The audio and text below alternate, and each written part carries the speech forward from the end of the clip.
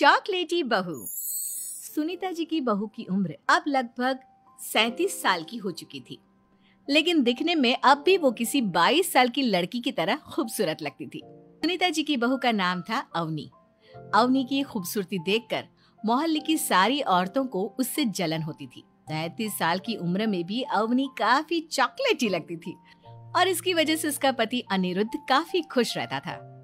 अरे अवनी, हमारी पड़ोसन कल कह रही थी, सुनीता जी आपकी बहू को देखकर तो लगता ही नहीं कि 37 की हो गई है।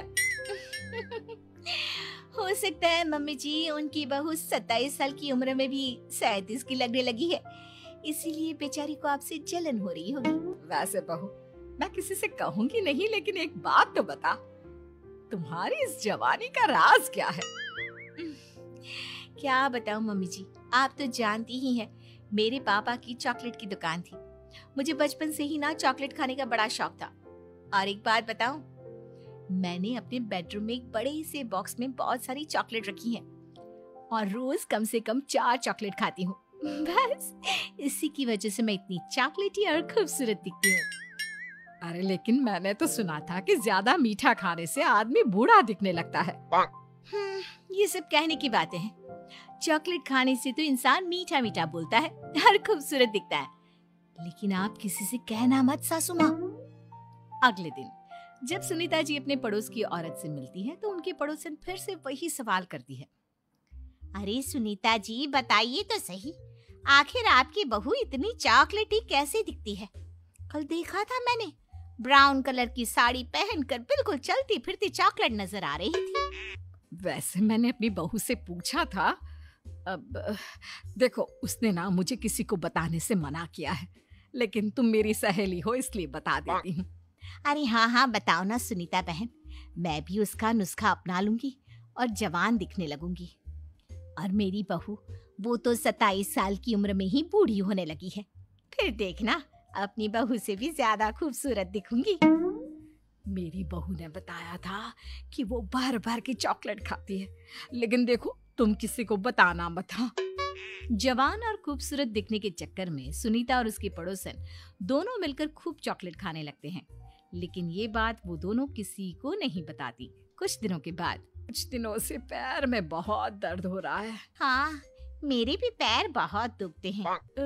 जब से चॉकलेट खाना शुरू किया है तब से ही ऐसा हुआ है।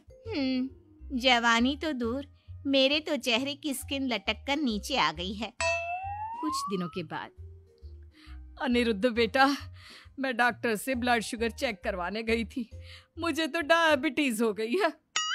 मम्मी, लेकिन कुछ दिन पहले तो आप बिल्कुल ठीक थी, अचानक आपको डायबिटीज कैसे हो गई? अब तो मीठा भी कम खाती हैं।